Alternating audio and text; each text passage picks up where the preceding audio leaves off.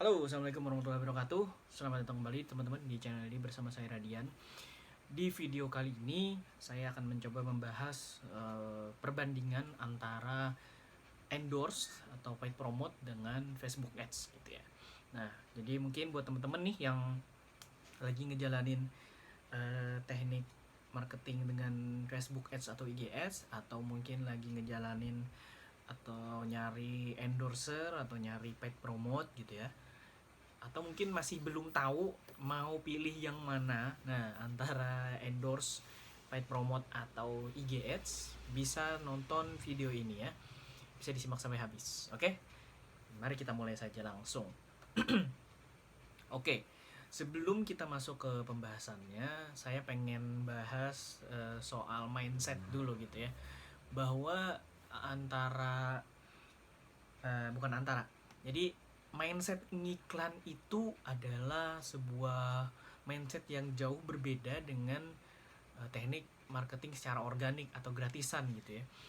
Ketika kita main organik, tentu saja tidak ada hal yang bisa membuat kita rugi secara material, itu tidak ada gitu ya. Karena kalaupun kita promosi secara organik gitu ya, dan ketika nggak ada orang yang beli, kita nggak merasa rugi karena kita nggak merasa kehilangan apapun gitu. Nah, sebaliknya ketika kita menggunakan teknik marketing secara paid gitu ya, atau berbayar, maka akan ada sesuatu yang hilang nantinya. Itu adalah budget iklan tentu saja ya. Jadi mesti dipahami dulu mindsetnya dengan baik gitu. Jadi ketika teman-teman terbiasa menggunakan strategi organic marketing, terus pengen coba nih ceritanya, pengen coba untuk gunain jalanin teknik berbayar, iklan berbayar gitu ya, maka mindsetnya juga harus diubah gitu. Jangan mindset organik dibawa ke mindset iklan. Itu kurang tepat karena sangat jauh berbeda gitu. Seperti yang saya bilang tadi, bahwa ketika kita bicara teknik marketing, tentu setiap teknik beda mindset gitu ya. Ketika mindsetnya adalah mindset takut rugi, maka saya sarankan untuk tidak menggunakan teknik marketing secara iklan atau berbayar. Ketika mindsetnya udah siap rugi gitu ya, nah ini yang berbeda nih, takut rugi dengan siap rugi beda ya. Ketika mindsetnya udah siap rugi gitu ya, artinya memang sudah siap untuk kehilangan budget iklan itu gitu. Ketika sudah siap itu, bolehlah langsung gas aja ngiklan ke paid promote gitu ya, atau endorse atau IG ads, terserah, bebas itu gitu ya. Jadi teman-teman mesti paham dulu nih, mindsetnya beda ya teman-teman ya. Ketika main organic marketing dengan paid marketing itu berbeda.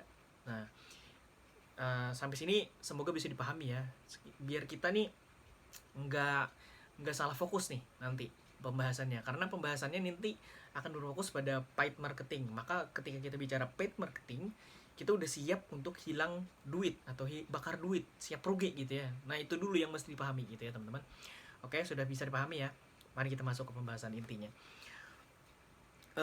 Kemarin saya dapet konten, saya dikasih tahu ada konten gitu ya, dari seorang influencer selebgram atau apa, saya kurang ngerti juga, saya nggak tahu dia siapa gitu ya. Dan ketika itu dia bahas bahwa membandingkan gitu antara seorang youtuber, atau bisa dibilang seorang ya selebgram lah gitu ya, selebgram, youtuber atau content creator, bisa dibilang kayak begitu. Dia membandingkan content creator itu dengan seorang apa istilahnya ya, seorang marketing spesialis lah, ibaratnya kayak begitu. Jadi ada dua profesi lah, bisa dibilang kayak begitu ya, yang dipertentangkan sama dia. Terus intinya dia bahas adalah membandingkan antara paid promote di si content creator dengan ngiklan ke seorang marketing spesialis, kira-kira kayak gitu lah ya. Ininya pembahasannya saya nggak akan kasih tahu lebih jauh, nanti ketahuan deh siapa ya kan. Nggak terkenal juga sih, jadi saya akan bahas sedikit aja tentang dia. Pokoknya dia mempertentangkan itu, dan dia mencoba untuk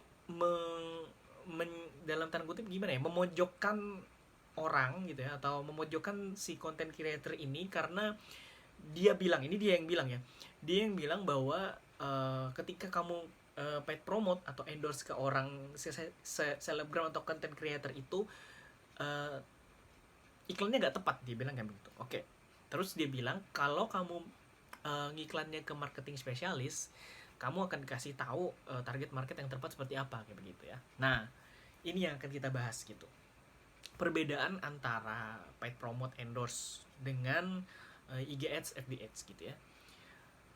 Ketika gini ngiklan, kita mesti tahu dulu kita tujuannya mau ngapain ngiklan itu gitu. Apakah cari penjualan? Apakah cuman pengen naikin personal brand? Apakah cuman pengen naikin followers? Nah, ini beda-beda ya. Ini beda-beda nih, tiga tujuan iklan aja udah beda target gitu. Oke, pada saat apa kita harus menggunakan endorse? Kalau menurut saya pribadi, saya udah pernah endorse gitu ya. Pada saat akun kita masih baru, nah itu menurut saya cocok banget untuk endorse karena akun kita butuh trust, butuh membangun kepercayaan kepada publik gitu. Makanya kita perlu orang yang lebih trusted gitu ya, dalam hal ini selebgram yang followersnya banyak atau youtuber yang followersnya banyak, untuk bisa apa istilahnya ya, menghack gitu ya, trust hacking, wah bilangnya kayak gitu, trust hacking akun kita gitu. Jadi ketika kita endorse dia, maka orang-orang otomatis akan langsung percaya karena yang endorse adalah orang yang memang sudah bisa dibilang udah tau lah mainnya di Instagram kayak gimana, kayak gitulah istilahnya kayak gitu ya. Ini kita nggak bicara hal yang teknis banget secara detail gitu, tapi kita bicara soal goal dari iklan gitu. Ketika orang akun baru kita butuh trust, maka kita minimal harus endorse orang gitu. Endorse orang yang memang followersnya udah banyak gitu ya, terus udah terbentuk komunitasnya di sana gitu ya, orang-orang udah trust ke dia. Nah, kita pakai trust dia itu untuk bisa masuk ke akun kita gitu. Jadi istilahnya kayak ya trust hacking bisa dibilang kayak begitu ya. Jadi personal brand hacking lah bisa dibilang. Jadi kita secara instan menaikkan trust kita dengan menggunakan trust orang lain gitu, numpang lah istilahnya, numpang tenar lah kayak begitu ya. Itu kalau endorse. Oke ya, jadi ini dari sisi tujuan ngiklan dulu apa. Kalau misalnya tujuan ngiklannya adalah konversi, saran saya memang lebih cocok ke FB Ads atau IG Ads. Nah, karena di sana itu akan lebih potensial marketnya untuk bisa menemukan orang-orang yang memang suka membeli gitu. Makanya kadang tuh di yang dulu ya, marketplace itu lebih suka ngiklan di FB Ads sama IG Ads daripada selebgram. Tapi ada juga yang memang 1-2 orang dicomot untuk jadi brand ambassador. Kalau yang sekarang kan kayak Shopee misalnya, Shopee buka Shopee affiliate gitu ya, untuk meningkatkan konversi penjualan mereka gitu. Jadi iklannya diturunin tapi Shopee affiliate-nya yang digedein gitu. Kalau yang dulu mah Shopee nggak buka affiliate sama sekali, jarang, malah orang-orang tertentu aja yang bisa dapat Shopee affiliate itu. Sekarang dibuka untuk umum gitu ya, siapapun bisa jadi Shopee affiliate. Kalau dulu nggak bisa, jadi Shopee ngandelin traffic utamanya dari IG Ads dan FB Ads gitu. Nah, karena itulah di situ kita tahu bahwa konversinya akan lebih tinggi ketika menggunakan FB Ads atau IG Ads. Konversi penjualan ya, artinya tujuannya beda-beda nih tadi. Yang pertama adalah tentang awareness, trust, awareness gitu ya. Yang kedua adalah untuk membangun, untuk menjaring konversi gitu ya, menjaring pembeli lah istilahnya. Oke, sekarang kita bahas mengenai penargetan. Dia bilang tadi kan bahwa ketika kita endorse orang, maka targetnya nggak spesifik. Ketika kita bikin FB Ads, maka targetnya bisa spesifik. Secara teknis ini benar, tapi kalau kita ngebahas tentang endorse, sebetulnya tidak 100% tidak tepat atau tidak spesifik ya sebenarnya. Kalau misalnya kita tahu targetnya siapa, kalau kita tahu niche produk kita apa, sebenarnya juga bisa menggunakan endorse selebgram ini gitu. Tentu teman-teman tahu banyak selebgram yang memang membahas satu niche doang. Misalnya kayak selebgram siapa ya, influencer tuh yang suka bahas IT lah misalnya, anggap tekno gitu. Kan banyak tuh influencer yang bahas tekno doang. Nah, teman-teman yang jualan di produk tekno atau mungkin lagi buka akun niche-nya tekno, bisa endorse ke mereka gitu. Itu tepat targetnya karena sesuai dong niche kita apa, terus kita endorse ke niche-nya yang siapa gitu. Itu cocok tuh kayak begitu. Yang kurang cocok menurut saya untuk endorse itu ada strategi teknik kayak begini. Teman-teman tuh jualannya makanan, terus makanannya lokal gitu ya, skalanya lokal dan nggak bisa dikirim ke luar daerah gitu, atau nggak bisa dikirim ke luar provinsi lah istilahnya, kirim jauh tuh nggak bisa, cuman skala lokal atau satu provinsi aja gitu. Terus teman-teman nge-endorse si Raffi Ahmad misalnya, anggaplah Raffi Ahmad karena dia gede gitu ya, endorse si Raffi Ahmad, cocok nggak? Dari sisi market, dari sisi awareness itu cocok karena Raffi Ahmad terkenal banget ya kan. Terus juga trust pasti akan naik banget, udah pasti itu, karena secara tidak langsung, wah ini yang endorse langsung Raffi Ahmad nih, pasti enak banget ininya warungnya gitu ya, restonya udah pasti enak nih. Tapi ketika teman-teman endorse Raffi Ahmad untuk tujuan penjualan keluar daerah, itu nggak bisa teman-teman, karena teman-teman sendiri nggak bisa menyediakan fasilitas atau fitur itu untuk dikirim ke luar daerah gitu. Jadi di satu sisi tepat, di sisi lain nggak tepat gitu, karena ada sumber daya yang kurang. Jadi teman-teman paham ya di sini ya, ketika kita mengendorse itu spesifik banget targetnya ini siapa gitu. Jadi jangan sampai terlalu melenceng jauh, akhirnya goalsnya nggak dapet gitu. Ketika temen-temen tuh cuman goalsnya cuman awareness atau personal branding, naikin trust doang, Raffi Ahmad cocok banget. Tapi kalau misalnya teman-teman endorse Raffi Ahmad, goalsnya adalah untuk penjualan ke luar daerah, nah itu yang udah mulai kurang tepat tuh, karena teman-teman sendiri nggak nyediain resource-nya. Di sini paham ya teman-teman ya?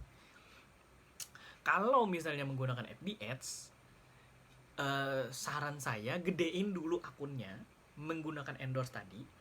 Nanti kalau misalnya udah gede, mau di level up atau scale up menggunakan FB Ads atau GS, nah itu bisa tuh kayak begitu.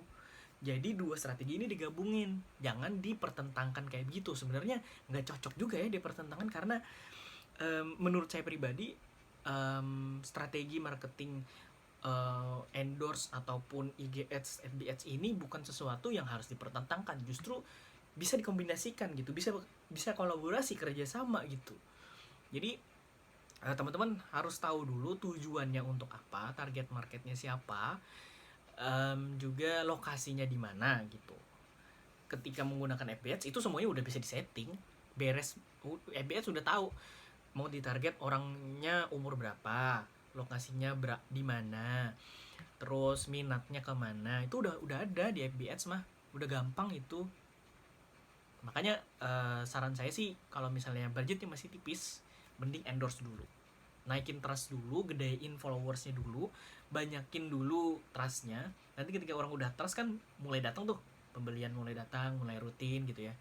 Ketika udah mulai rutin, mulai stabil income-nya, terus mau gedeinnya pakai FB Ads itu teman-teman ya. Jadi FB Ads dan endorse tuh bukan sesuatu yang dipertentangkan, justru bisa dikolaborasikan.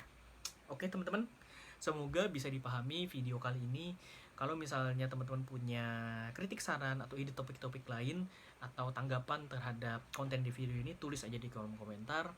Subscribe biar gak ketinggalan video-video terbaru dan juga live streaming terbaru dari saya. Dan juga kalau misalnya teman-teman pengen belajar ilmu bisnis online gratis, klik aja link di deskripsi, ada namanya link gratis, klik di sana, teman-teman bisa belajar tentang TikTok, Canva, Facebook, WhatsApp juga ada di situ. Oke? Terima kasih banyak sudah menonton. Assalamualaikum warahmatullahi wabarakatuh. Salam cuan.